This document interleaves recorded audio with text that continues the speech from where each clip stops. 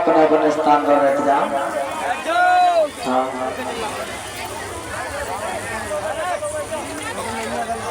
और जो माता बहना परिक्रमा देना चाहती है, जिन गिरलों ने पूजन किया है वो गिरिराज जी महाराज की परिक्रमा लगाने के लिए चलो।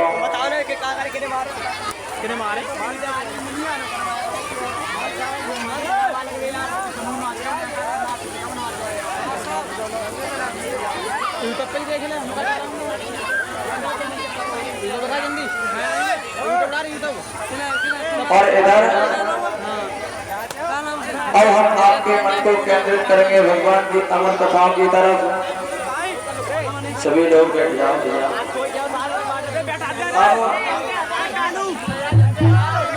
इधर एक दिन ब्रह्मा पुत्र नारद, बैठ जाओ सभी व्यक्तिगत बैठ जाओ।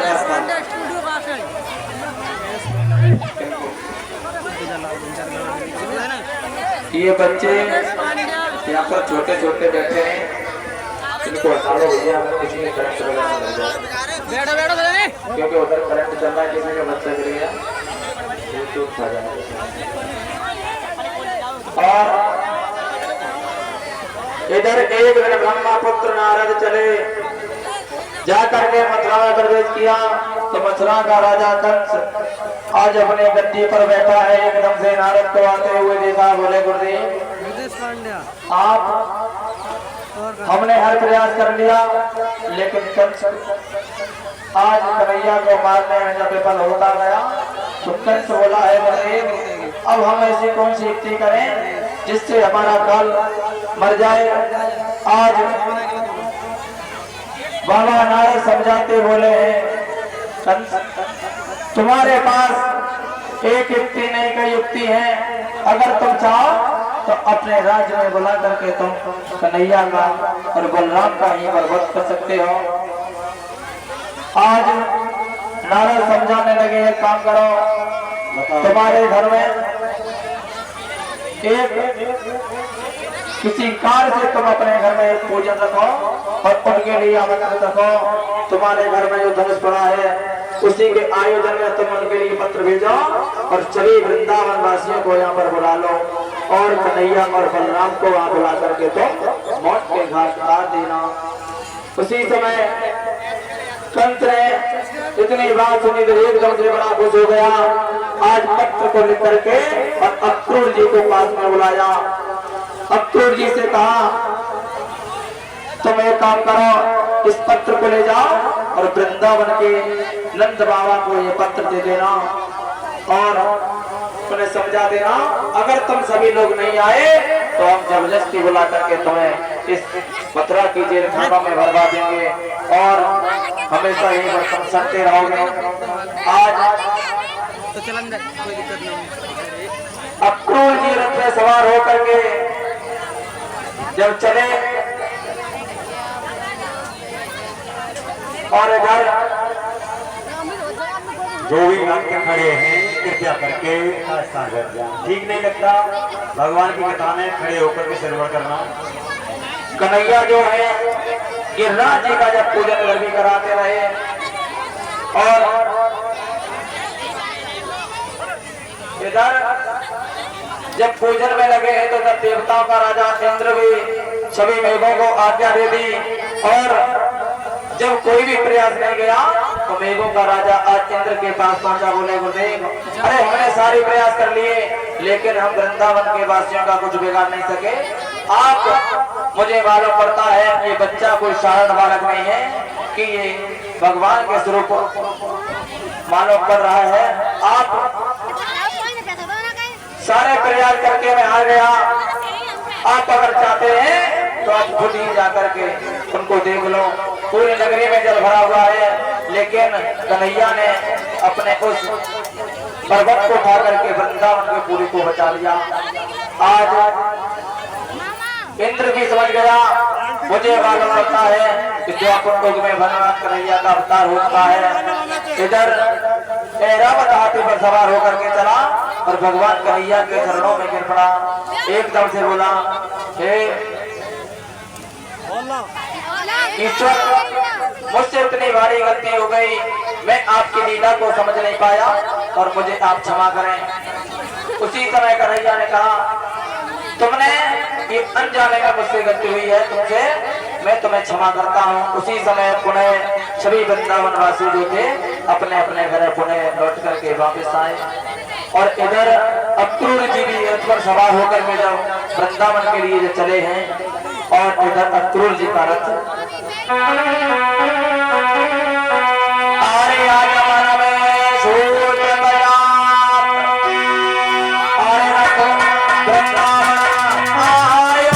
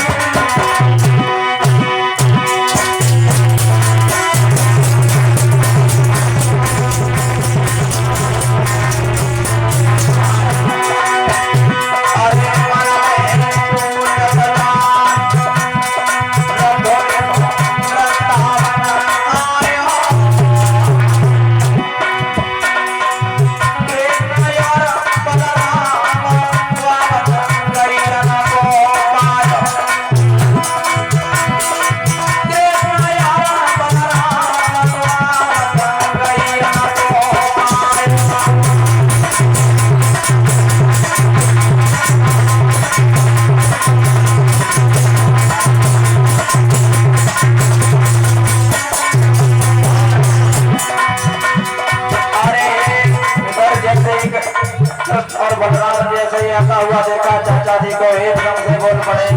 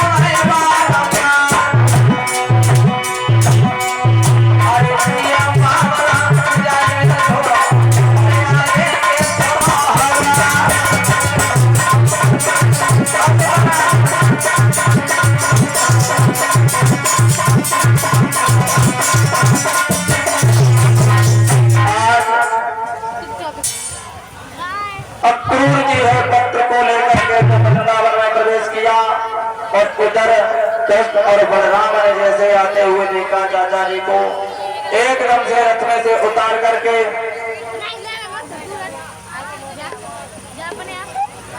और अपने पिता नंद बाबा के जब समीप ले गए तो नंद बाबा ने जैसे जब क्रूर जी को देखा तो एकदम से नेत्रों में आंसू भराए, बोले परम, अरे आज तुमने इतने दिनों में अपने सूरज को दिखाया है, न जाने कब से हमारी आंखें कसरत गई तुम्हें देखने के लिए। और इधर उसी जगह पर यशोदा मैया भी आ गई। यशोदा मैया से बोले, भैया आज तुम्हें हमारे गांव की रास्ता कैसे मिल गई? अरे हम तुम्हारा कब से इंतजार कर रहे थे, तुम्हें देख रहे थे, लेकिन तुमने आज इतने दिनों में सूरत दिखाई। आज अक्रूर जी कहने लगे आए हैं तो हम तुम पर दुख का पार ही बनकर आए हैं। आज नंद बाबा को ले जा करके अकेले में सारी बात बताई कि तुम्हें और कृष्ण और बलराम को मथुरा के लिए कृष्ण ने आज वहीं पर उन्हें आमंत्रित किया है और वहां पर धनुष का आयोजन किया है। अगर कृष्ण और बलराम वहां पर गए तो ये कुछ ना कुछ घटित करेगा, और नहीं रिवा के गए तो ये पूरे वृंदावन के लोगों को ये जेल खानों में डलवा देगा। आज उसी जगह पर कृष्ण बलराम जब बैठे थे, ये बात आज कृष्ण और बलराम को मालूम पड़ी और यशोदा मैया भी रोने लगी, बेटा अगर तुम हमें छोड़ करके अगर मथुरा के लिए चले गए, यदि तुम्हें कुछ हो गया तो हम तुम्हारे बिना जिंदा नहीं रह पाएंगे। और कृष्ण बतलाने लगे, मैया इस दुनिया में न जाने कितने आए कितने चले गए, अगर हमारे लिए कुछ भी हो जाएगा तो तुम चिंता मत करना, अगर मैं शहीद हुआ तो मैं 2 दिन में 3 दिन में यहाँ पर अपने घर लौट के आ जाऊंगा। आज जब ब्रह्म मुहूर्त का सुबह हुआ है, आज नंद बाबा का भी रथ सजने लगा, सभी वृंदावन के लोग आ गए और इधर जाने के लिए मथुरा के लिए जब चले तो नंद बाबा, अक्रूर जी, बलदाऊ कृष्ण और इधर सभी सखा जो थे, मंचुका, दामा, शरीर सब भी खड़े हो गए। बोले भैया अरे तुम ये 50 पत्रकारों से हमारे लालमन भैया हमारे लिए सम्मानित कर रहे हैं, भगवान से हमेशा चाहता हूं सब बुद्धि प्रदान करें।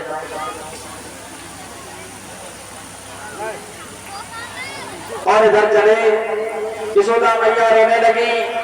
आज आगे जब बढ़े हैं तो देखा है सभी सखियां जो है उनके रथ को जाकर के आगे घेर लिया।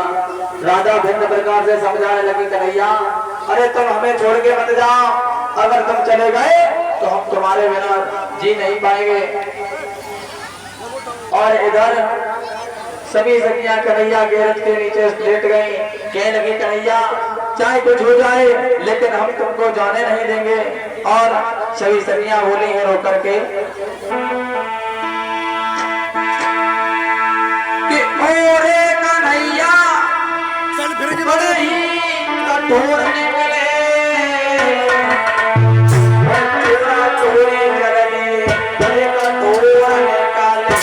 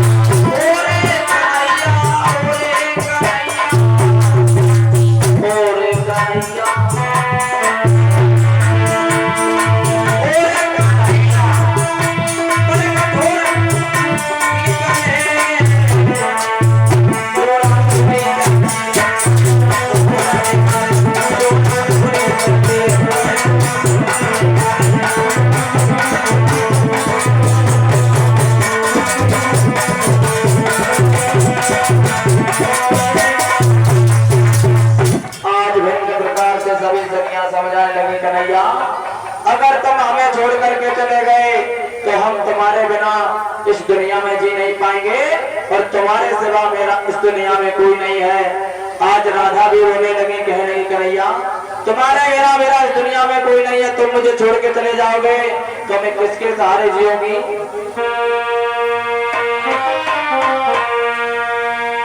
अरे कहते